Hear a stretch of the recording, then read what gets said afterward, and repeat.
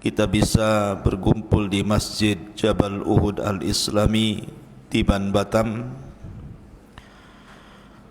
Dan pembahasan di malam hari ini kita akan membahas tentang dua kitab hadis yang tersahih setelah Al-Quranul Karim, Sahih Al-Bukhari dan Sahih Al-Muslim. Kenapa saya angkat pembahasan ini? Karena mengenal dua kitab hadis ini artinya kita lebih mengenal agama yang selama ini kita yakini. Namun sebelum saya menjelaskan tentang kedua kitab tersahih setelah Al-Quran ini, saya ingin memberikan muqaddimah terlebih dahulu bahwa tidak ada satupun umat dari umat para nabi dan rasul sejak zaman Nuh sampai yang terakhir Isa bin Maryam sebelum rasul, ada umat yang menghafal kitab-kitab yang diturunkan kepada para nabi dan rasul serta ucapan-ucapan para nabi dan rasul melebihi umat Islam. Tidak ada Bani Israel menghafal Taurat dan menghafal ucapannya Nabi Musa ataupun perbuatannya. Begitu juga umatnya Nabi Isa. Tidak banyak orang-orang Nasrani yang menghafal Injil ataupun menukilkan perkataan Isa sebagaimana sabda Nabi SAW yang dihafal para sahabatnya. Dan ini menunjukkan keistimewaan umat Islam dibandingkan umat sebelum Islam. Baik hafalan mereka terhadap Al-Quran, sampai anak kecil saja ada yang hafal Quran. Tapi agama Yahudi ataupun Nasrani jarang di antara mereka yang hafal Taurat ataupun Injil. Ini menunjukkan bahwa agama Nabi SAW akan senantiasa lebih terjaga dibandingkan agama selain daripada Islam. Dan itu berdasarkan isyarat firman Allah Azza wa Jal, Inna nahnu nazzalna dzikra wa inna lahu lahafidhun. Kami yang menurunkan dzikra, Al-Quran dan yang semisalnya sunnah, dan kami pula yang akan menjaganya. Di zaman para sahabat Nabi SAW, para sahabat Nabi SAW apabila turun wahyu maka mereka akan segera menghafalnya. Makanya di zaman itu Al-Quran itu melekat di dada-dada para sahabat. Walaupun kalau bicara tentang hadis Nabi SAW, maka sedikit sekali sahabat yang mencatat. Tetapi kalau wahyu Al-Quran banyak, bahkan Nabi SAW itu memiliki 45 sekretaris yang mencatat wahyu apabila turun. Di sana ada Mu'adz ibn Jabal, ada Anas ibn Malik, Zaid ibn Thabit, belum lagi Khulafaur Rasyidin, Abu Bakar, Umar, Uthman, Ali, Muawiyah bin Abi Sufyan, Zaid ibn Thabit, dan banyak para sahabat yang dijadikan para pencatat Quran. Tetapi hadis Nabi SAW tidak banyak. Ada tapi tidak banyak. Seperti Abdullah ibn Amr bin As, itu tukang mencatat hadis.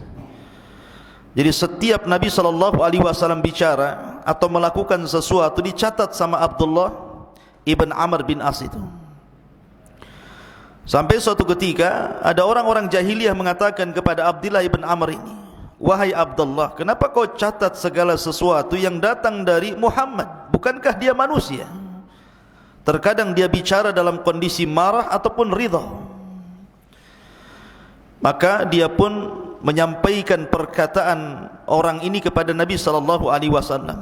Tapi Rasul mengatakan, uktub wa ma kharajtu min lisani ilal haq. Tulis saja Karena apapun yang keluar dari lisanku adalah sebuah kebenaran.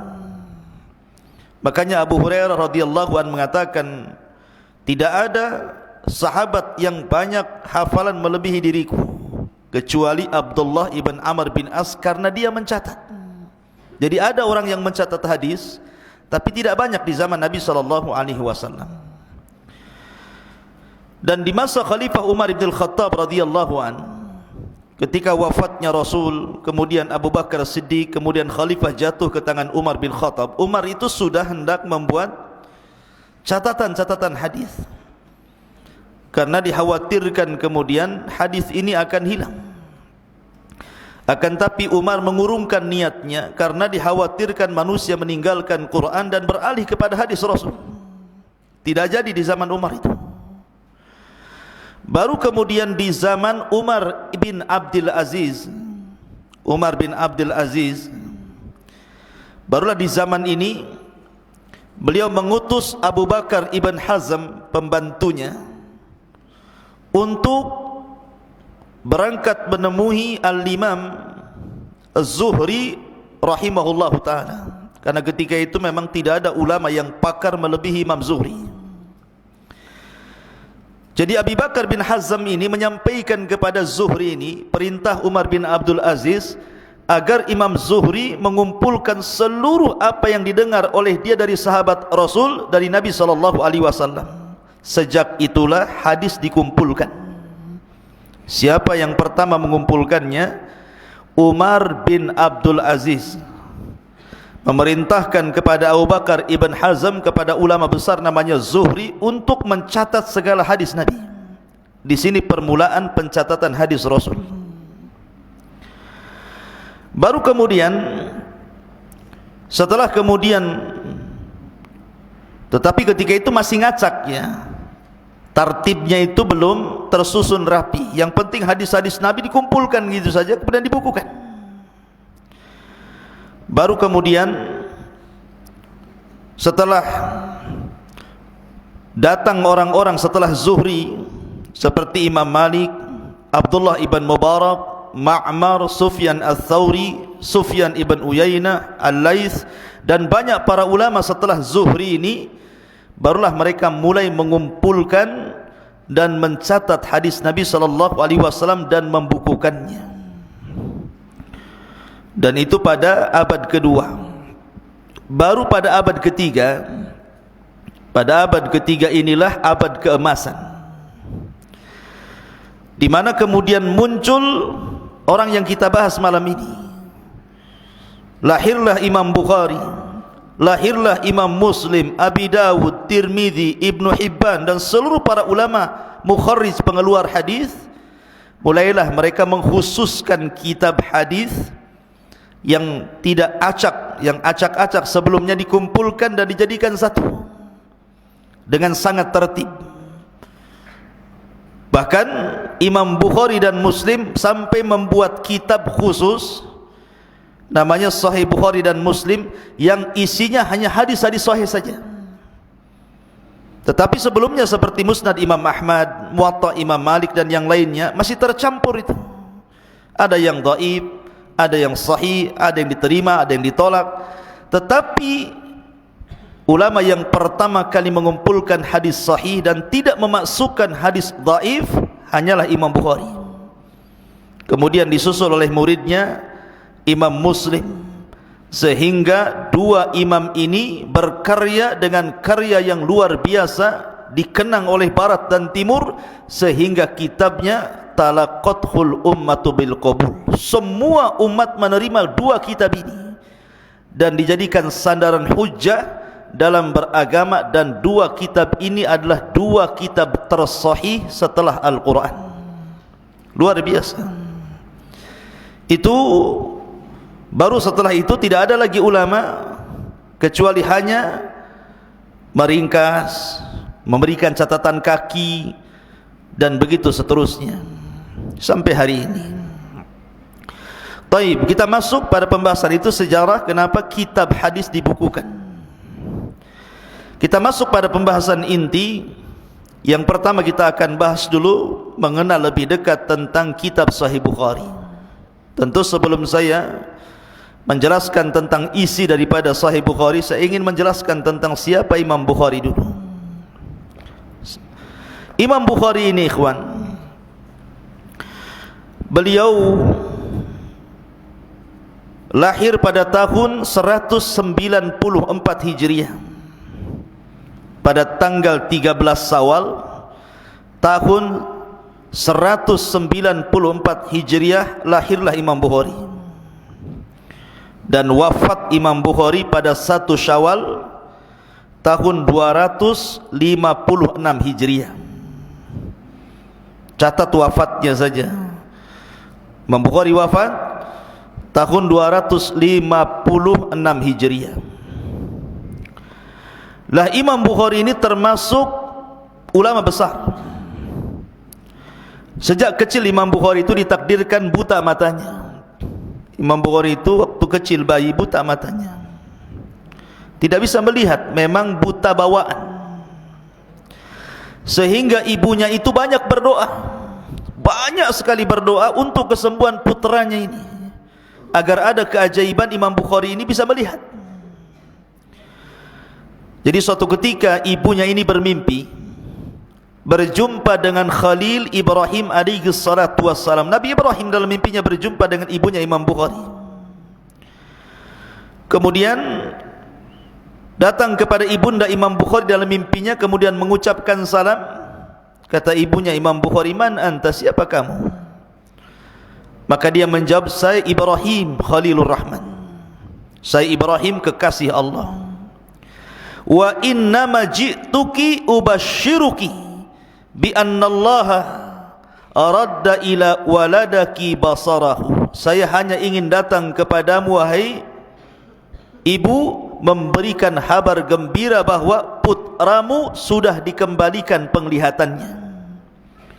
Kaget ibunya Imam Bukhari ini, langsung bangkit, langsung dia melihat Imam Bukhari anaknya itu yang tertidur, langsung dibangunkan. Kagetnya luar biasa, rupanya Imam Bukhari bisa melihat. Itulah karamah namanya, karamah luar biasa. Kenapa demikian? Karena orang tuanya Imam Bukhari itu menjaga betul, terutama ayahnya Imam Bukhari itu. Dia tidak pernah memasukkan harta haram ataupun syubhat untuk dimakan keluarganya.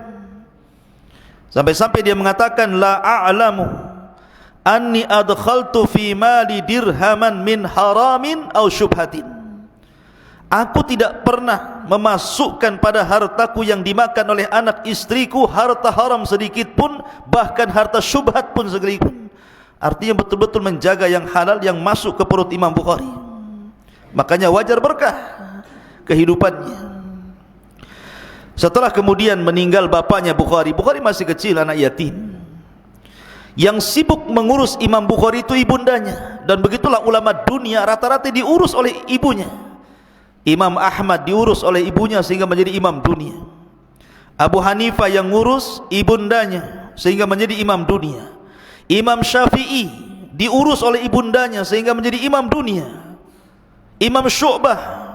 Jadi rata-rata imam dunia itu terlahir yatim, dan ibundanya yang mengurus sehingga menjadi ulama besar.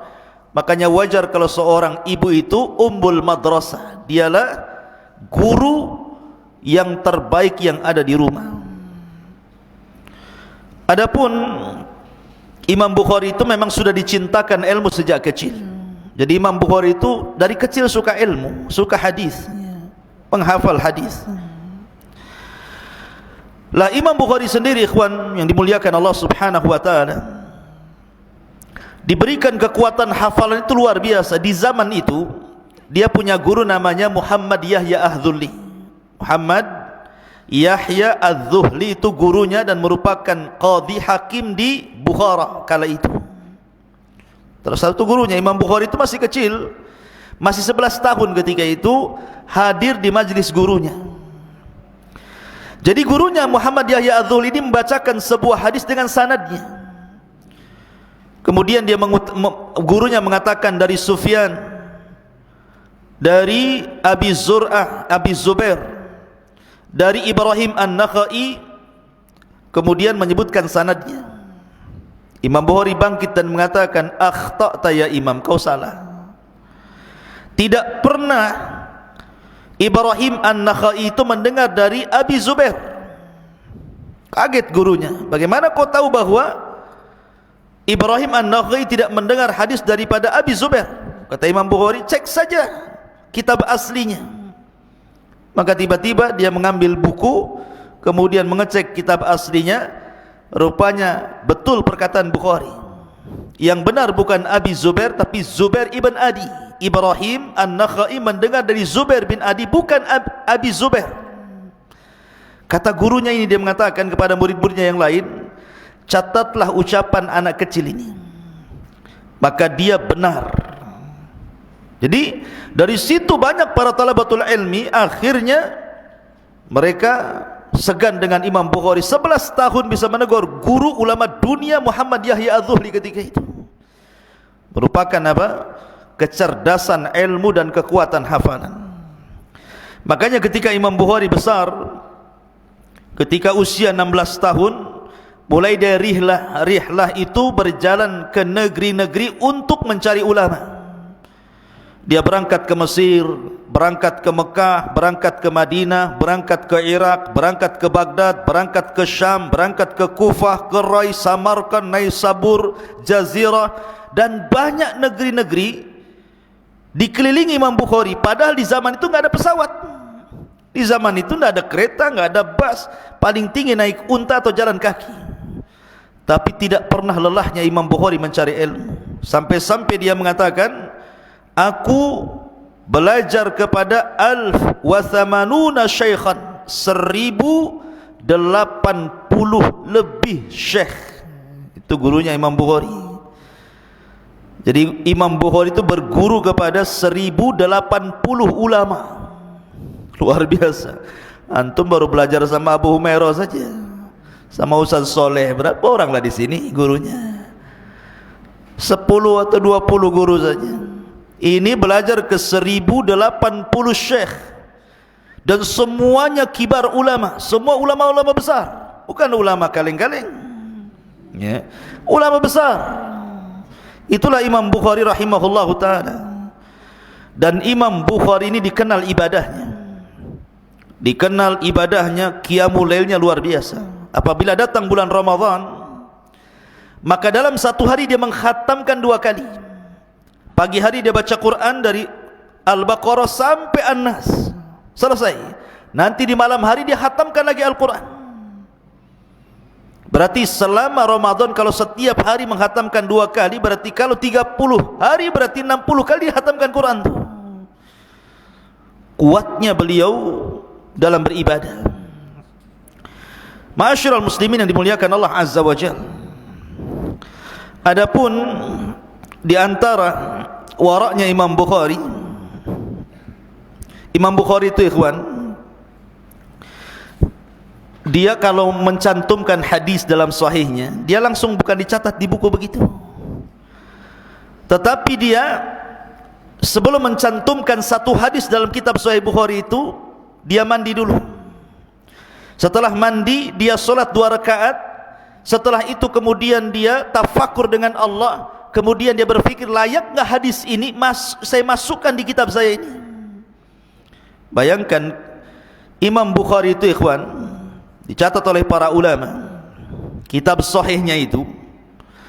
Dan ini menurut pendapat yang paling kuat saja Imam Ibn Hajar, karena Imam Ibn Hajar itu yang paling baik ketika mensyarah kitab Sahih Bukhari, dan itu diakui para ulama.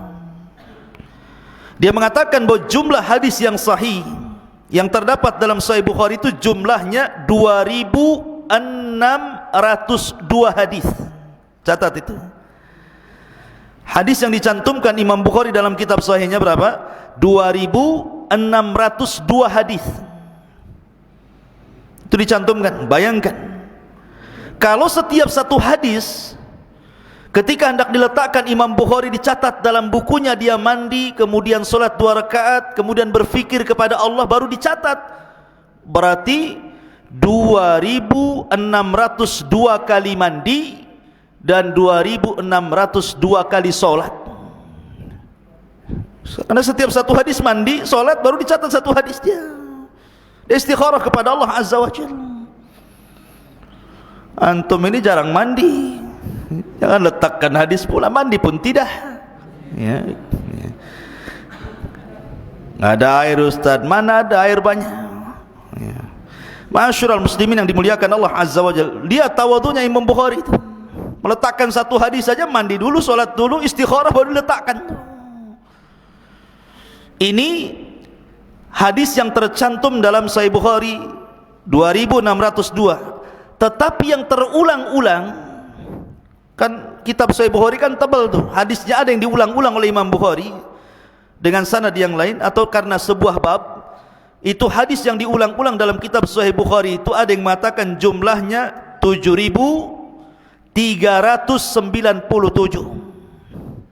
7.397 hadis yang diulang-ulang. Ada yang mengatakan 7.275 hadis. Jadi hadis yang diulang-ulang dalam Sahih Bukhari itu ada yang mengatakan 7.397, ada yang mengatakan 7.275 hadis. Tapi yang tidak ada pengulangan, maksudnya yang dicatat Imam Bukhari dalam Sahih Bukhari itu, ada yang mengatakan 4.000, tetapi menurut pendapat Ibnu Hajar 2.602 hadis. Itu Sahih Bukharinya saja itu.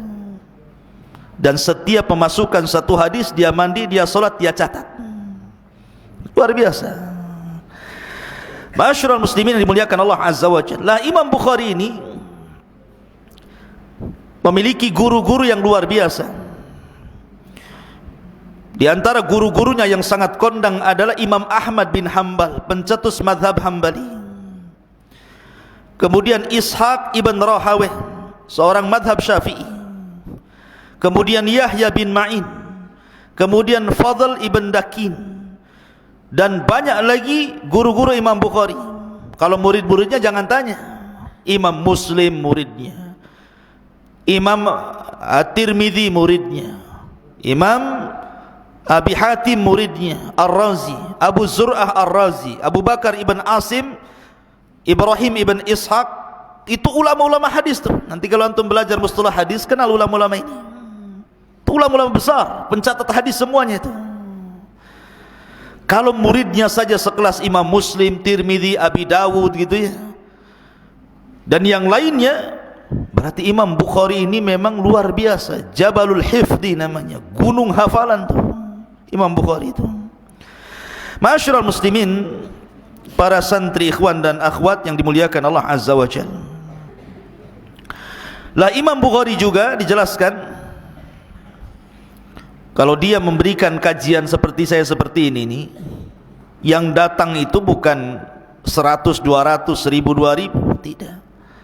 Sekali kajian itu asyratu alaf, 10.000 orang yang hadir di majelis dia. Itu kajian rutin itu. Kalau mungkin di pesantren banyak lah yang hadir karena banyak santri. Kalau saya ngisi kajian di masjid-masjid ya kadang 10 orang. Itu pun yang ngantuk separuh gitu. Kadang ya agak banyak lah, kalau ke Jabal Arafah, di Al-Khair, di Muhajirin lumayan gitu. Tapi ini yang hadir 10.000 orang setiap kajian coba. Dan dari mana-mana negara datang. Dari mana-mana negara datang hanya untuk hadir di majelis Imam Bukhari, mencatat hadisnya. Ma'asyiral muslimin yang dimuliakan Allah Azza wa Jalla.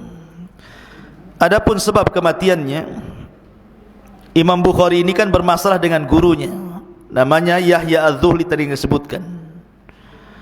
Bermasalah tentang masalah lafaz Al-Quran. Imam Bukhari menganggap lafaz Quran itu makhluk, sementara Yahya Az-Zuhli mengatakan lafaz Quran itu kalamullah. Padahal Imam Bukhari itu memerinci dengan mengatakan as-sautu sautul qari wal kalamu kalamul bari. Adapun suara yang keluar ketika membaca Quran itu suara makhluk, suara kita. Adapun kalam yang keluar itulah kalamullah Al-Quran.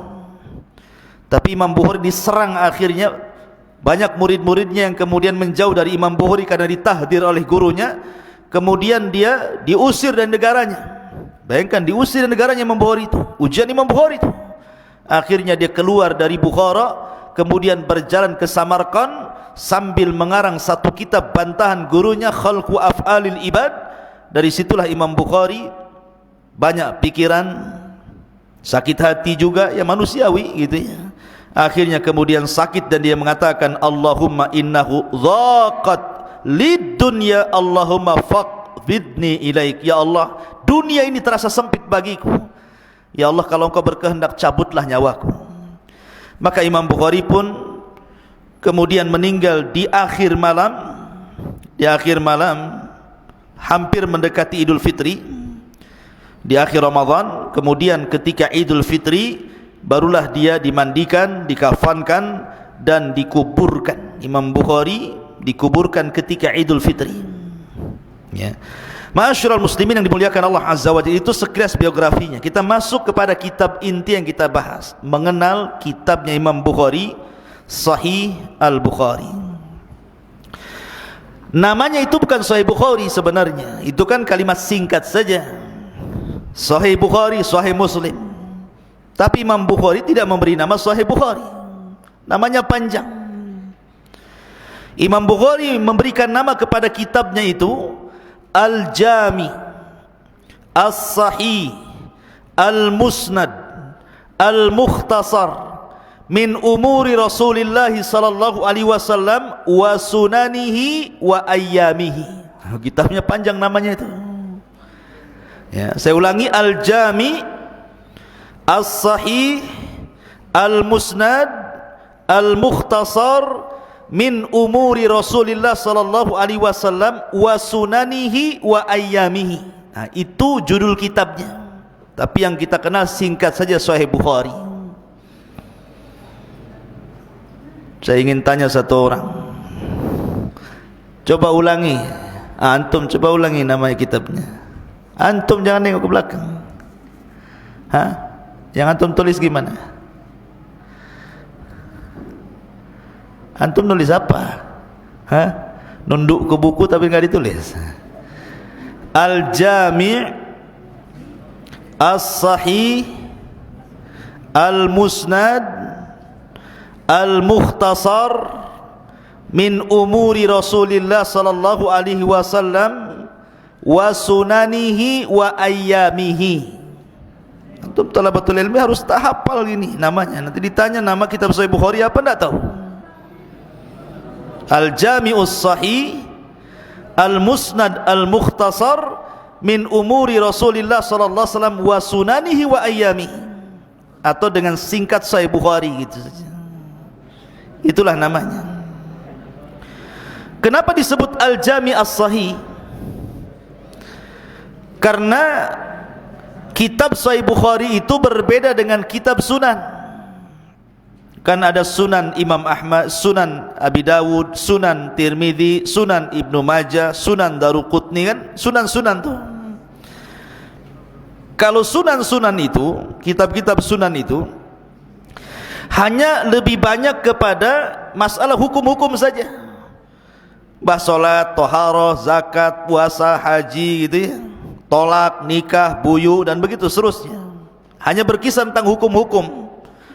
Jadi kitab-kitab sunan itu isinya hanya berkisah tentang masalah hukum-hukum saja. Tapi Sahih Bukhari namanya Jami'.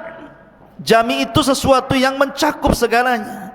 Jadi dalam Sahih Bukhari itu juga dijelaskan tentang tauhid, kitabul iman, kitabul ilmi, ta'bir ru'ya, kitabul riqaq, kitab al-fadail, tafsir, hukum. Jadi lengkap. Makanya disebut Al-Jami'. Adapun disebut sahih karena Imam Bukhari tidak pernah memasukkan dalam kitabnya kecuali yang sahih-sahih saja. Jadi Imam Bukhari tidak pernah memasukkan dalam kitabnya kecuali hadis-hadis sahih saja. Ma'asyiral muslimin yang dimuliakan Allah Azza wa Jalla. Taib, pertanyaannya, kenapa Imam Bukhari sampai mengumpulkan kitab Sahih Bukhari sehingga kitabnya menjadi kitab kondang di kalangan ahli sunnah wal jamaah? Imam Bukhari itu suatu ketika duduk bersama gurunya. Siapa guru Imam Bukhari? Ishaq ibn Rahawayh, seorang yang bermadzhab Syafi'i, itu gurunya Imam Bukhari. Lah Ishaq ibn Rahawayh pun punya karya sebenarnya, tapi Ishaq ibn Rahawayh ini melihat kecerdasan muridnya Imam Bukhari ini, dia mengatakan kepada Imam Bukhari, "Lau jama'tum kitaban mukhtasaran li sahihi sunnatin Nabi sallallahu alaihi wasallam." Wahai Bukhari, seandainya engkau mau mengumpulkan satu buku yang isinya hanya hadis-hadis yang sahih secara ringkas, tentu ini lebih baik. Ketika ucapan Ishaq ibn Rahawayh inilah akhirnya menghujam dalam hati Imam Bukhari. Terpikir terus kata-kata Ishaq ibn Rahawayh ini, seandainya engkau kumpulkan satu kitab yang isinya kumpulan-kumpulan hadis Rasul yang sahih secara ringkas saja, wahai Bukhari, lakukan. Jadi kepikiran terus ucapan Ishaq ibn Rahawayh, sampai akhirnya Allah buka hatinya dan dia pun mulai menulis kitab Sahih Bukhari selama 16 tahun. Bukan setahun, 2 tahun, 16 tahun dia mengarang kitab Sahih Bukhari itu. Ada juga yang mengatakan, dan itu Imam Bukhari sendiri yang mengatakan, bahwa sebab dia mengarang kitab itu karena beliau mimpi. Beliau mimpinya mengatakan demikian, kata Imam Bukhari, "Ra'aitun Nabiyya sallallahu alaihi wasallam ka'anni waqifun baina yadayhi wa biyadi mirwahatun adubbu anhu." Kata Imam Bukhari, suatu ketika aku bermimpi. Dalam mimpiku aku berhadap-hadapan dengan Rasul, dan ketika itu aku membawa kipas, mengkipas-kipas seperti ini, melindungi Nabi sallallahu alaihi wasallam, melihara Nabi sallallahu alaihi wasallam. Maka dia pun terbangun, kemudian dia bertanya kepada pakar ahli mimpi, orang yang suka mentakbirkan mimpi, mentakwilkan mimpi. Dia datang, "Ini saya mimpi seperti ini, apa ya takwilnya, apa maksudnya ya?" Maka ahli-ahli mimpi itu akhirnya mengatakan kepada Imam Bukhari, "Innaka tadubbu anhul kadhib fahuwa alladhi hamalani ala ikhrajis sahih." Bahwa engkau, wahai Bukhari, engkau akan membela Rasul dari para pendusta. Sebab itulah, kata Imam Bukhari, yang menjadikan aku mengeluarkan hadis-hadis Nabi sallallahu alaihi wasallam. Dari inilah sebabnya Imam Bukhari mengarang kitab Sahih Bukhari. Ada yang mengatakan karena nasihat gurunya Ishaq ibn Rahawayh, ada yang mengatakan karena mimpinya beliau. Maka dengan mimpi itu dia mentakwilkan kepada pakarnya, kemudian dari sebab itulah dia mengarang kitab Sahih Bukhari. Ma'asyiral muslimin yang dimuliakan Allah Azza wa Jalla, la Sahih Bukhari ini, atau tadi disebut Al-Jami' As-Sahih Al-Musnad Al-Mukhtasar min umuri Rasulillah SAW wa sunanihi wa ayyamihi, ini karya beliau. Ini Imam Bukhari luar biasa, ikhwan. Jadi beliau ketika mengarang kitab ini betul-betul dia menseriusi, enggak asal-asalan. Imam Bukhari ini sebenarnya beliau hafal kitab itu, hafal hadis-hadis yang sahih itu banyak. Bukan 2602 hadis yang tercantum dalam Sahih Bukharinya saja, tidak.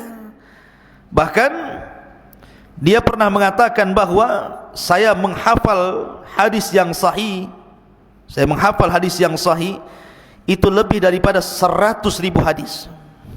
Bayangkan, hafal hadis mi'atu alfi hadis, itu yang ada di kepala Imam Bukhari itu. Hafidtu min hadithi Rasulillah sallallahu alaihi wasallam mi'ata alfi hadisan. Bayangkan, aku hafal dari hadis Nabi itu sampai 100.000. Bukan 100 hadis, antum arba'in saja balik loh, nggak hafal-hafal gini. Ini 100.000 hadis dia hafal di kepalanya, bukan di luar kepala kayak antum di luar kepala hadisnya. Ini dalam kepala ya. Jadi, tetapi anehnya yang dicantumkan dalam kitab As-Sahih Al-Jami' Al-Musnad Al-Mukhtasar min umuri Rasulillah wa sunanihi wa ayyamihi ini hanya 2602 saja kan. Kenapa tidak dicantumkan semua di situ? Ada yang mengatakan boleh jadi hafalan sebanyak itu karena tidak semua hadis. Boleh jadi mungkin perkataan para sahabat Rasul, Abu Bakar berkata, Umar, Uthman, Ali, atau mungkin perkataan tabi'in. Kalau perkataan sahabat disebut mauquf, kalau perkataan tabi'in disebut maqtu, gitu ya. Atau mungkin hadis itu banyak jalurnya, sehingga Imam Bukhari menghafal bersama jalur-jalurnya sehingga sampai 100.000 hadis beliau hafal, walaupun yang dicantumkan hanya 2.602 hadis dalam sahihnya, dan yang terulang-ulang yang sekitar 7.000 lebih tadi, 7.375 hadis yang terulang-ulang gitu ya. Tetapi ini menunjukkan bahwa cerdasnya hafalan Imam Bukhari, dan dialah pertama yang mengarang kitab sahih, maksudnya kumpulan hadis sahih, yang sebelumnya belum pernah ada ulama yang mengumpulkan hadis yang khusus yang sahih saja dalam satu buku. Berarti dia mencetak sejarah, karena dia awal yang mencetak kitab yang mengumpulkan hadis-hadis sahih saja.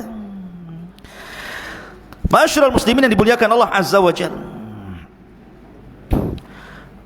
Lah, di antara pujian para ulama atau perhatian para ulama kepada kitab Sahih Bukhari luar biasa. Karena kalau kita melihat tidak ada satupun kitab yang disyarah seperti sarahnya dalam kitab Sahih Bukhari ini. Kan kitab itu banyak dikarya para ulama tuh, tetapi tidak ada satupun kitab yang disyarah oleh para ulama sebanyak sarah Sahih Bukhari. Banyak sekali, sampai-sampai para ulama mengatakan ratusan para ulama mensyarah kitab Sahih Bukhari itu. Walaupun demikian, yang paling masyhur dari sarah Bukhari apa?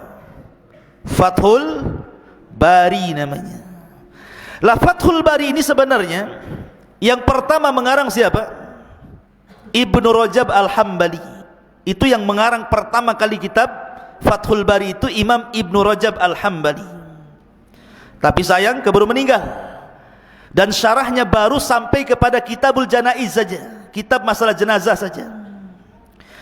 Kemudian diteruskan oleh muridnya namanya Abdurrahim Al-Iraqi, atau dikenal dengan Imam Iraqi.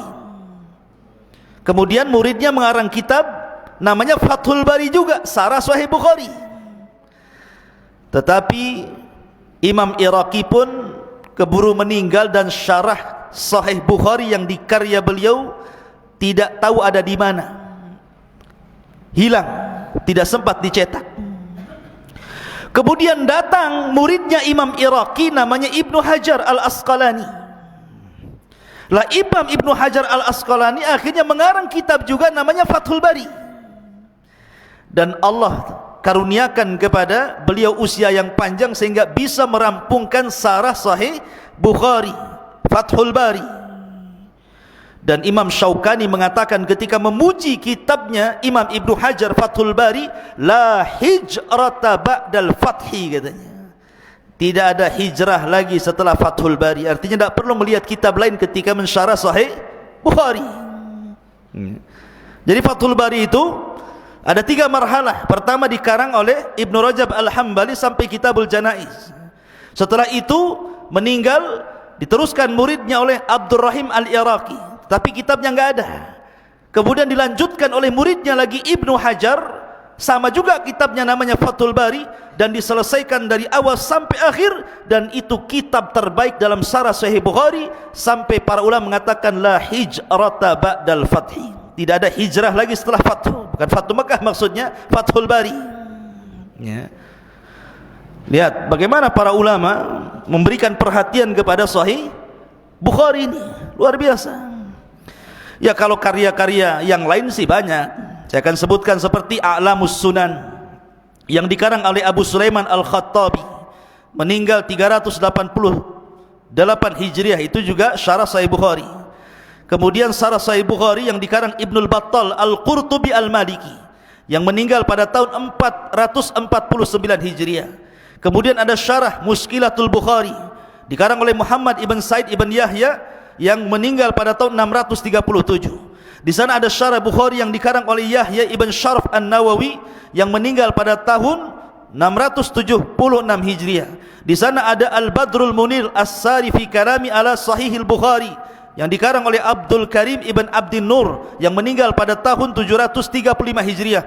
Dan banyak lagi At-Tanqih fi Syarhil Jami' Sahih, kemudian juga At-Tawdih li Syarhil Jami' As-Sahih, kemudian Al-Ifham Syarhu Sahihil Bukhari, dan banyak sekali karyanya. Memang tidak ada satu kitab yang banyak disyarah kecuali kitab Bukhari, dan syarahnya luar biasa, berjilid-jilid, ya. Dan ini menunjukkan keberkahan siapa? Pengarangnya, Al-Imam Al-Bukhari rahimahullahu ta'ala. Kemudian di antara tazkiyah para ulama, rekomendasi para ulama tentang kitab Sahih Bukhari, berkata Imam As-Sakhawi, Sahihul Bukhari wa Sahihu Muslimin as-sahhul kutub ba'da kitabillah. Bahwa kitab Sahih Bukhari dan Muslim adalah kitab tersahih setelah Al-Quran.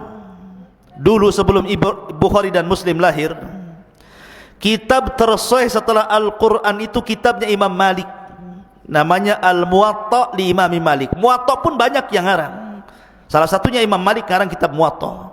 Sepakat para ulama sampai di zaman itu khalifah meminta Muwatta itu untuk dijadikan undang-undang negara, tapi Imam Malik menolaknya. Tetapi setelah Bukhari lahir, Muslim lahir, kemudian mengumpulkan hadis sahih Bukhari dan Muslim dalam kitab keduanya, akhirnya para ulama setelahnya memandang bahwa dalam kitab Muwatta itu tidak semua hadis sahih dicantumkan Imam Malik di situ. Ada yang sahih, ada yang lemah, bahkan ada yang sampai maudhu. Akhirnya ulama menurunkan derajatnya Muwatta Imam Malik, dan Imam Bukhari dinaikkan derajatnya, kemudian Imam Muslim, dan akhirnya kedua kitab ini mengungguli kitabnya Muwatta, sehingga talaqathul ummatu bil qabul. Semua ulama sepakat bahwa tidak ada kitab tersahih setelah Al-Quran dalam pencatatan hadis Rasul kecuali Imam Bukhari dalam kitabnya Al-Jami' As-Sahih Al-Musnad Al-Mukhtasar min umuri Rasulillah SAW wa sunanihi wa ayyamihi. Begitu juga kitabnya Imam Muslim yang kita kenal dengan Al-Imam Sahih Muslim, atau disebut Al-Jami' As-Sahih li Imami Muslim. Maka dua kitab ini disepakati para ulama. Kemudian juga Imam Ibnu Salah mengatakan, kitabahuma asahul kutub ba'dal Quran. Dua kitab Bukhari Muslim adalah yang tersahih setelah Al-Quran. Bahkan Imam Ibnu Taimiyah mengatakan dalam perkataan beliau, fa innal ladzi ittafaqa alaihi ahlul ilmi, bahwa sesuatu yang sudah disepakati para ulama, annahu laisa ba'dal Qur'ani asah min kitabil Bukhari wa Muslim, bahwa tidak ada setelah Al-Quran itu kitab yang lebih sahih melebihi kitabnya Imam Bukhari dan kitabnya Imam Muslim. Dan banyak seperti pujian Ibnu Hajar, pujian Siddiq Hasan Khan yang mengatakan inna salafa wal khalaf jami'an qad atbaqu ala asahil kutubi ba'da kitabillahi ta'ala al-Bukhari thumma Muslim, bahwa para ulama salaf atau khalaf sepakat bahwa tidak ada kitab tersahih setelah Al-Quran melebihi Bukhari Muslim, dan begitu seterusnya. Termasuk juga Al-Imam Abi Al-Marwazi, Al-Imam Ibnul Marwazi, dia mengatakan, aku tertidur suatu ketika. Al-Marwazi mengatakan, kuntu naiman, aku tertidur, baina rukni wal maqam, di antara rukun dan maqam. Faru'aitun Nabiya SAW fil manam, dan aku pun melihat Nabi dalam tidurku. Faqala, dan dia mengatakan, ya Aba Zaid, ila mata tadrusu kitab Syafi'i wala tadrusu kitabi. Wahai Aba Zaid, sampai kapan kau belajar kitab Syafi'i dan meninggalkan kitabku, kata Rasul. Faqultu ya Rasulullah, wahai Rasul, wa ma kitabuk, apa kitabmu wahai Rasul? Maka Rasul mengatakan, Jami'us Sahih li Muhammad ibn Ismail, kitabku adalah Jami' As-Sahih yang dikarang oleh Muhammad ibn Ismail ataupun Imam Bukhari. Bayangkan, sampai Imam Marwazi bermimpi seperti itu, didatangi Rasulullah. Imam Marwazi kan dia mendalami fikih Syafi'i. Kata Nabi, kau disibukkan dengan fikih Syafi'i, sekali-kali kau sibukkan dengan kitab hadis, maksudnya gitu. Ini yang ngomong Rasulullah nih. Dalam mimpinya Al-Marwazi ini. Kata Marwazi, aku enggak paham kitab yang kau maksud wahai Rasul. Maka Rasulullah SAW mengatakan apa? Kitabnya Jami As-Sahih yang mengarang Muhammad ibn Ismail Al-Bukhari. Sampai ulama dimimpikan tentang Sahih Bukhari loh, bayangkan.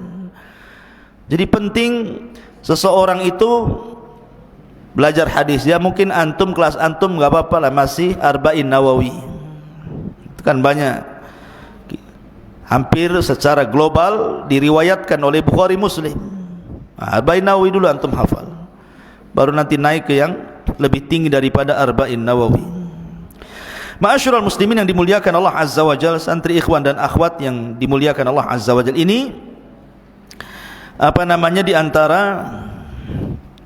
sedikit dari biografi dari Sahih Bukhari. Karena waktu juga singkat, kita masuk pada Sahih Muslim. Sahih Muslim. Bicara tentang Sahih Muslim, tentu kita akan bicara sedikit tentang siapa Imam Muslim. Imam Muslim itu termasuk a'immatul Islam, ulama-ulama Islam. Dan kitabnya tersahih setelah Al-Quran, setelah Sahih Bukhari tentunya ya. Lah, nama beliau Imam Muslim itu Muslim ibn Hajjaj ibn Muslim ibn Warad Al-Qushari An-Naisaburi. Beliau dilahirkan sekitar tahun 206 Hijriah, dan dia adalah salah satu murid terbaiknya Imam Bukhari. Walaupun dalam sahihnya Imam Bukhari itu kan gurunya, tapi tidak dicantumkan satupun riwayat dari Bukhari. Aneh kan gitu. Imam Muslim itu kan berguru kepada Imam Bukhari, tapi dalam kitab Sahih Muslim tidak ada riwayat Bukhari, padahal gurunya tuh. Ada yang mengatakan, kenapa Imam Muslim tidak mencantumkan riwayat Bukhari dalam Sahih Muslim? Bahwa Imam Muslim itu mendahului sanad ulu, sanad yang lebih tinggi, karena guru-gurunya Imam Bukhari, guru-gurunya Imam Muslim juga. Kalau ada guru Imam Bukhari, ngapain kepada Imam Bukharinya? Langsung saja ke gurunya. Ada yang mengatakan karena ketika itu terjadi fitnah. Jadi ketika Imam Bukhari difitnah oleh Muhammad Yahya Az-Zuhli, sementara Imam Muslim juga salah satu muridnya Muhammad Yahya Az-Zuhli, ketika itu yang banyak membela Imam Bukhari adalah Imam Muslim.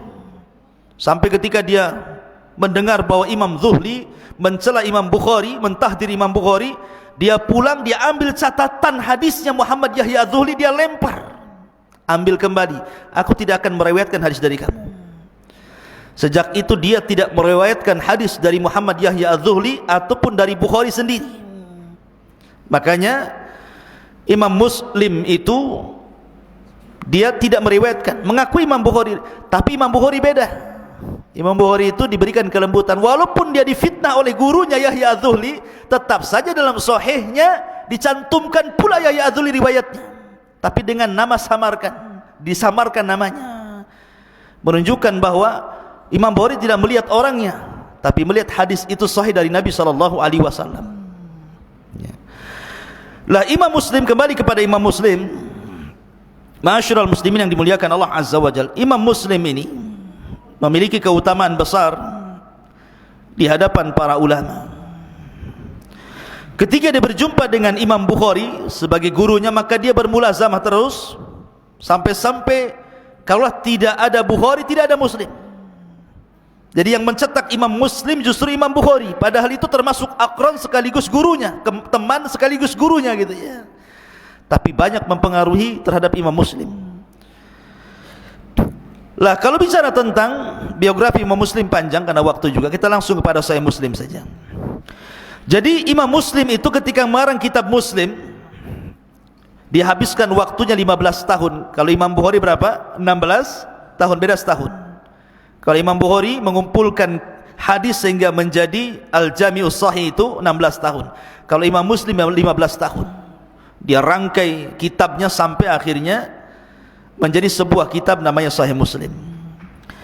Lah, sebagaimana Imam Bukhari itu kan tidak sembarang juga ketika mencatat hadis.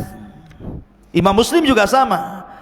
Karena Imam Bukhari itu ketika dia mencatat hadis Nabi SAW, dia mendatangi 3 ulama.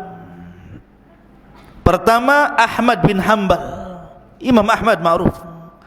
Kemudian Ali ibn Madini, ma'ruf, seorang ulama jarh wa ta'dil, itu ulama semasa Imam Ahmad hidup. Kemudian Yahya ibn Ma'in, ini ulama dunia semua nih. Imam Ahmad, Ali bin Madini, Yahya bin Ma'in, ini ulama dunia. Imam Bukhari diambil bukunya, setelah dikarang dia berikan kepada Imam Ahmad. Bagaimana menurut kamu di sini kitab saya ini?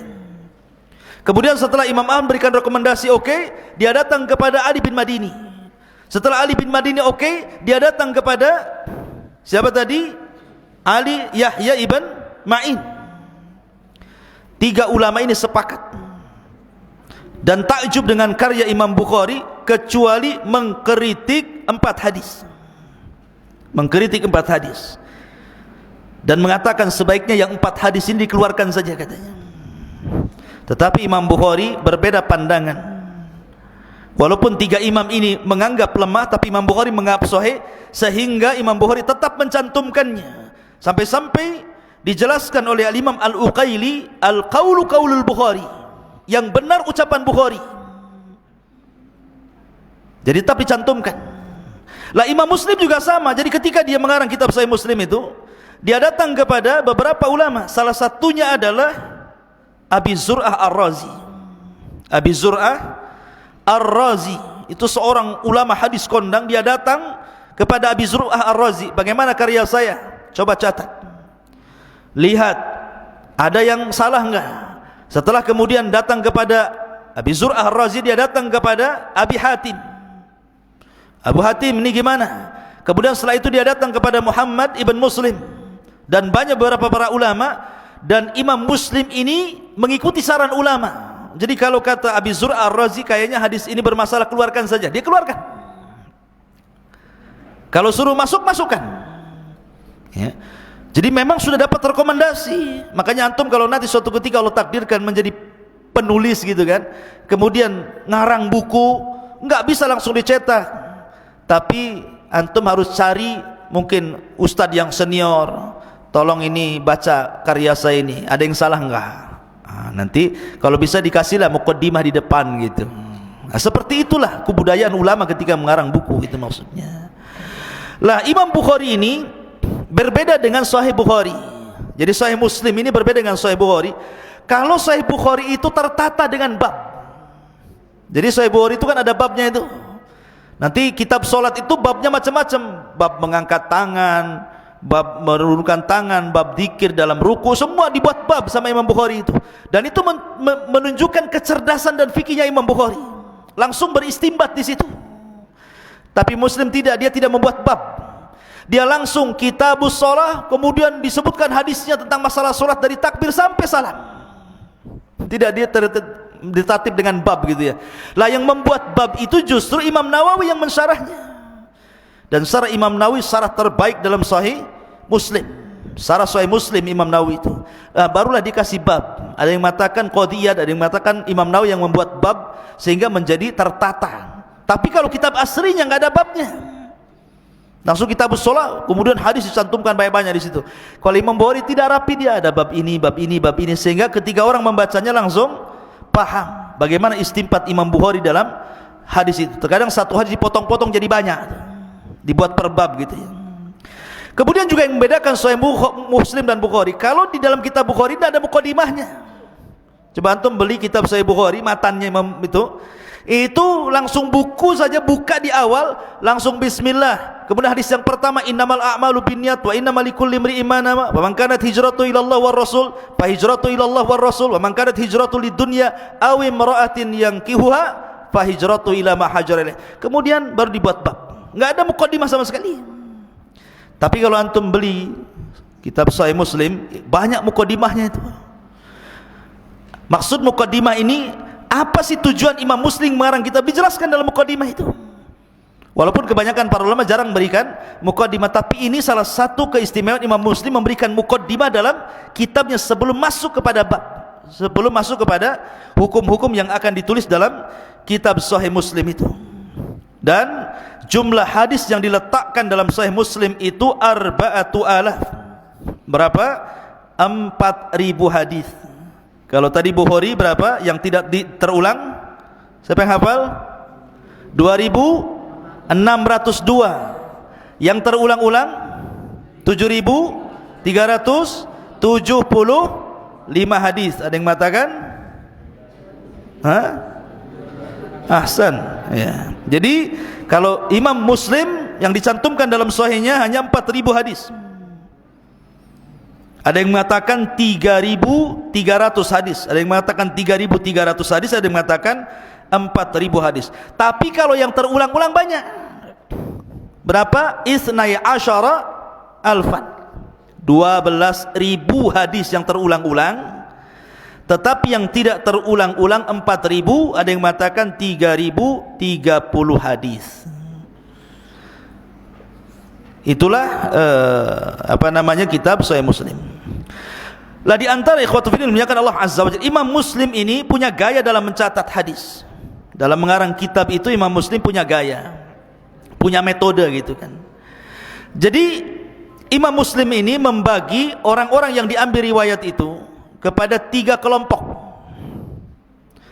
Kelompok yang pertama yang disebut dengan martabatul ula. Memang ini martabat tertinggi.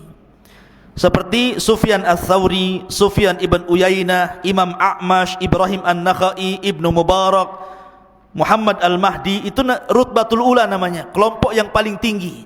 Ini kalau ada hadis datang dari orang-orang ini, maka Imam Muslim sudah tidak komentar, langsung ambil, dicantumkan dalam sahihnya.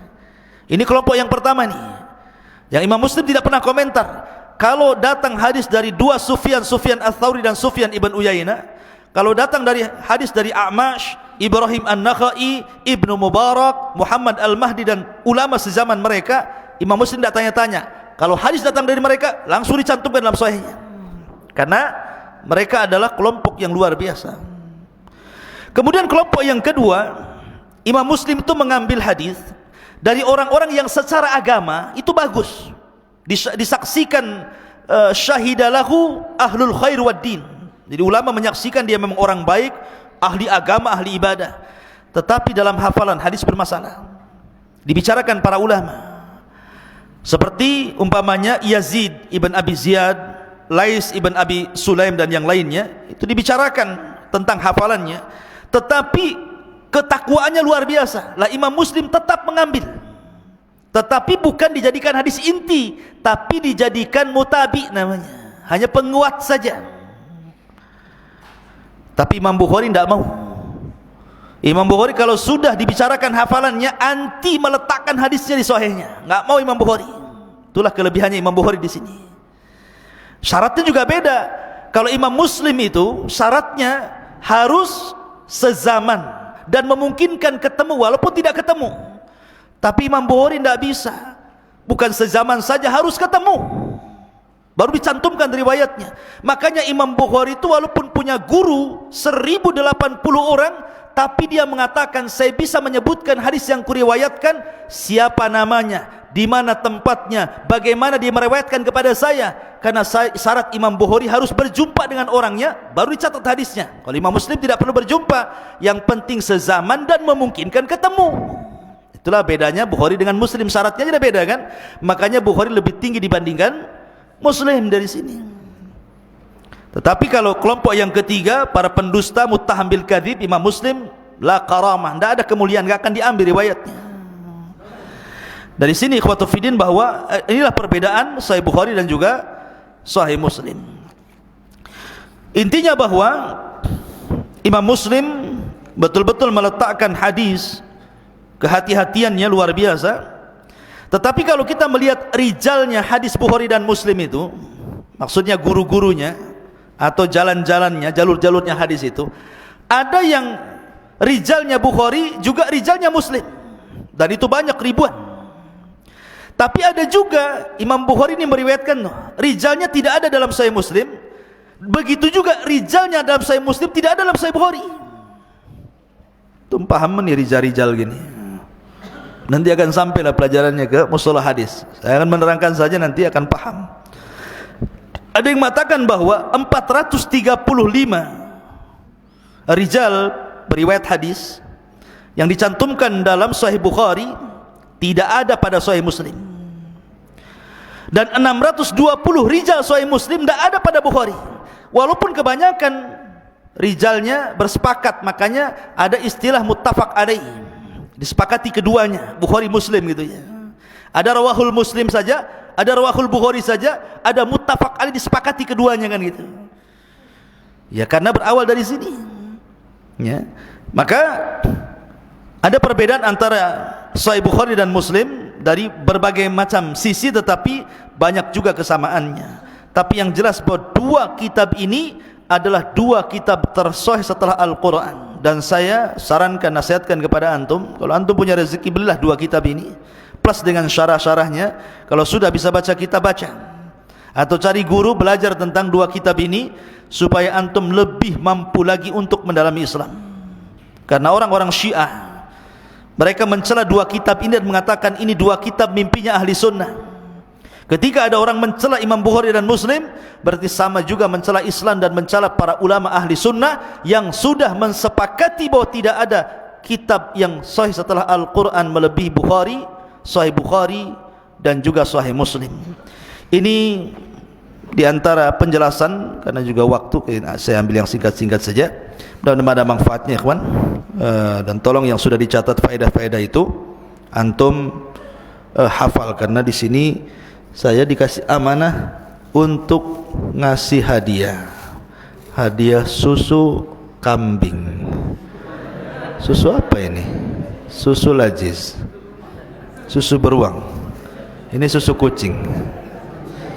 Susu apa ini? Pokoknya susu lah ya.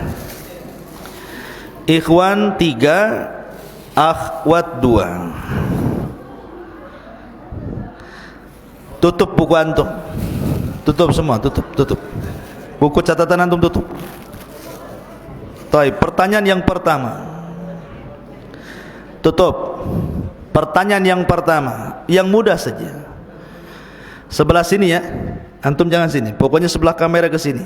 Saya tanya antum. Berapa jumlah hadis yang terulang-ulang dalam Sahih Bukhari dan yang tidak terulang-ulang dalam Sahih Bukhari? Berdiri.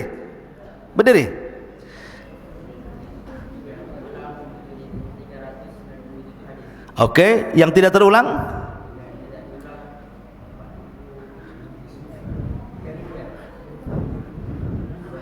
Dua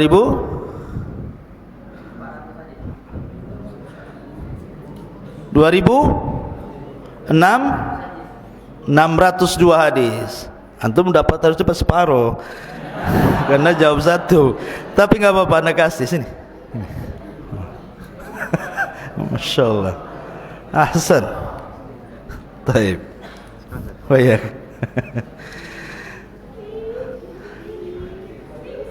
Dua, antum sini.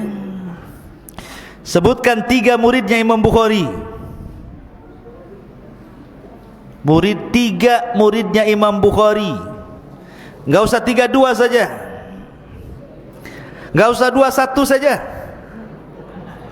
Antum berdiri. Imam Muslim. Wow, dia Muslim aja antum. Fadhil. Satu lagi rame-rame.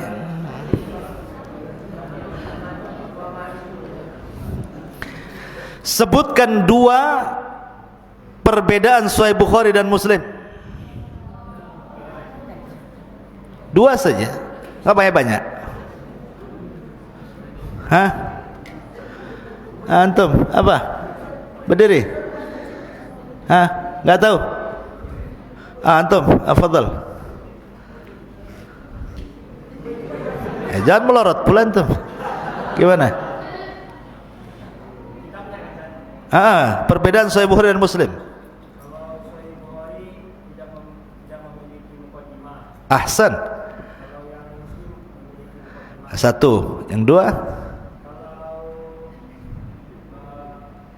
Kalau Sahih Bukhari syarat untuk menuliskan hadis di dalam bukunya itu harus Ahsan. Muslim? Iya, memungkinkan berjumpa. Ahsan, Masya Allah. Ini antus lajiz. Fadal. Sarungnya diikat dulu. Nanti melorot sampai di sini. Sini. Fadal. Jazakallahu khairan. Salaman dulu. Sekarang akhwat. Ada mic-nya enggak di belakang tuh? Ada, taib.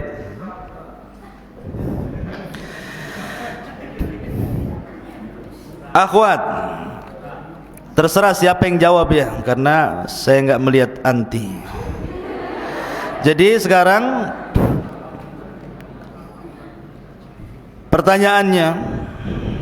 pertanyaannya siapa yang pertama kali, khalifah siapa yang pertama kali memerintahkan untuk membukukan hadis?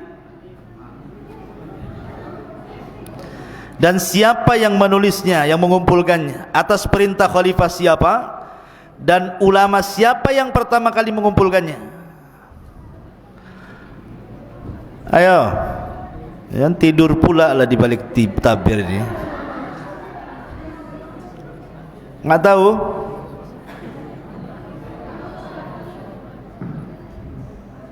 Coba. Siapa yang jawab?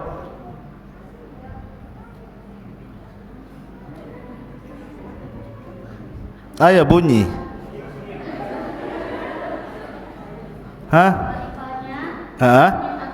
Ahsanti. Terus yang Imam Zuhri ahsanti. Tolong lempar di kolongnya tuh.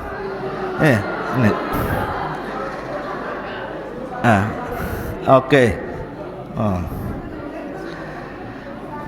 Jangan lempar dari atas kena kepala nanti. Lempar dari kolong saja. Taib. Pertanyaan yang kedua sekaligus terakhir.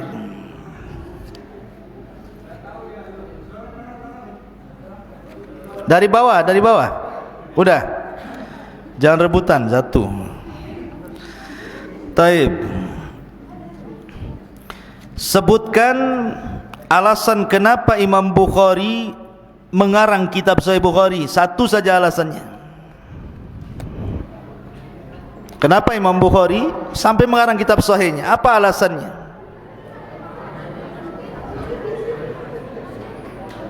Ayo silakan.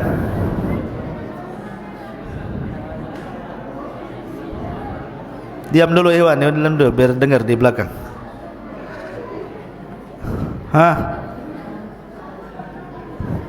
Kalau nggak ada yang jawab saya minum sendiri. Ayo kasihkan mic-nya yang mau jawab tuh. Apa alasannya? Kenapa Imam Bukhari sampai mengarang kitab Sahih Bukhari itu? Apa penyebabnya? Karena perkataan gurunya. Siapa namanya? Ahsanti, Masya Allah. Nih. Iya, dengan berakhirnya susu terakhir, maka berakhir pula kajian di malam hari ini. Mudah-mudahan ada manfaatnya. Subhanakallahumma bihamdika asyhadu an la ilaha illa anta astaghfiruka wa atubu ilaik. Allah taala. Assalamualaikum warahmatullahi wabarakatuh.